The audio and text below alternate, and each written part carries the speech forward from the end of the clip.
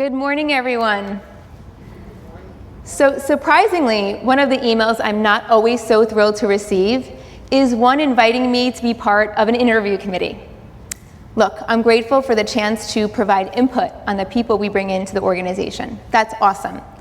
But I can't help that one of my first thoughts, and I know that I cannot be alone in this, is yes, I'd love to cram 15 interviews into 3 hours right in the middle of my day.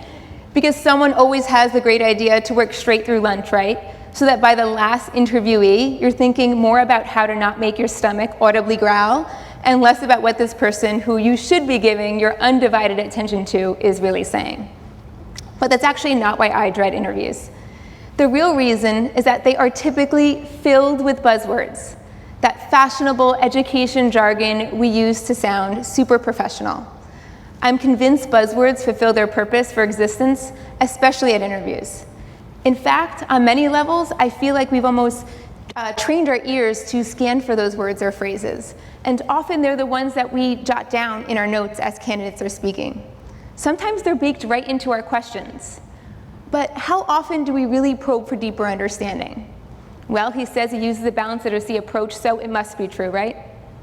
Look, I'm not saying there doesn't exist any substance behind these words. I'm arguing that we often don't find out. I'm arguing that our overuse of buzzwords keeps discussions, like those at interviews, superficial. So here's some buzzwords we're probably all really familiar with. How many times have we heard many of these words or phrases over the past few school years? Some of the really popular ones right now are growth mindset, personalized learning, evidence-based instruction, grit. And these are all really important concepts. But tell me, when was the last time you were talking with your coworkers and really having a deep conversation about education? When was the last time any of you said things like authentic learning experiences or professional learning communities, right? We just don't talk like that.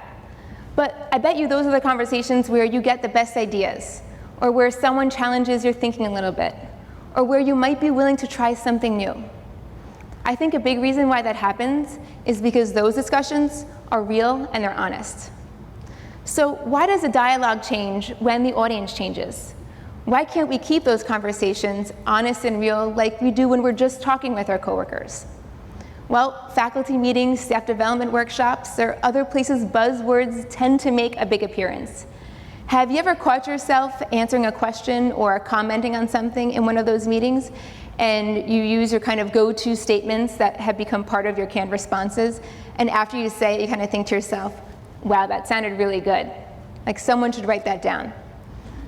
That's my point. I'm sure it sounds really good. But if you were to analyze those responses, I wouldn't be surprised if they were peppered with jargon.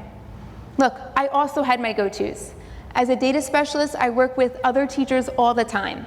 And some of my favorite buzz phrases were multiple measures, various forms of assessment, and of course, using data to impact instruction.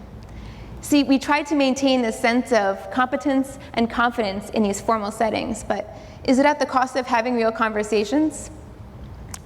My beef with buzzwords came to a head a few months ago, back when I was still a user of such verbiage. But I was at a meeting with classroom teachers, and we were discussing informal assessments in a particular math unit. And teachers were sharing ideas, and all of a sudden, someone brought up the term research-based best practices. Now, research-based best practices is one of the most common buzz phrases in education. And there is value in that phrase, but only when it is made practical. Well, we all kind of looked at each other. I acknowledged it being said, and then awkwardly and quickly moved on to the next item on the agenda with far less enthusiasm as I had when the meeting began. See, math instruction at that grade level was not my area of expertise. I replayed that moment over and over in my mind for about a week. And each time my reaction was more professional or sounded more intelligent, until I realized that wasn't the point. The true loss in that experience wasn't that I didn't supplement the conversation with more edu-speak. It was that I allowed an opportunity to discuss actual research-based best practices pass by. Responding with more superficial jargon would have also just shut down the conversation, with much more grace than what I had done, but it would have still shut it down, instead of allowing it to open up, which is what many of us do. We shut down conversations when we're uncomfortable. We sound articulate. We sound impressive. We may even sound a little intimidating. But are we encouraging discussions to move to a different level? Or are we stunting opportunities for true professional learning? Are we really getting people to think deeper, challenge, and ask questions? I remember sitting through meetings as a new teacher wondering if my instruction was rigorous enough, or if I was adequately preparing my students to be lifelong learners. Did I really know what that actually looked like? I mean, I knew what those terms meant, but translating those concepts to a practical level is an entirely different beast.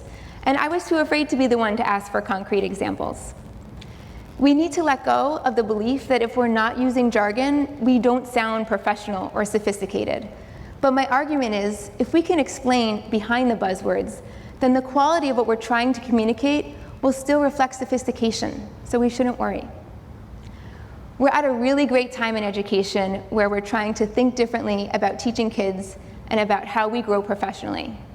So let's rethink how we talk about our practices in more formal settings. Let's keep each other honest. Let's ask questions. Let's be a little uncomfortable having conversations where we don't know all the answers. We can start in interviews. When buzzwords or phrases come up, ask candidates to explain a little more.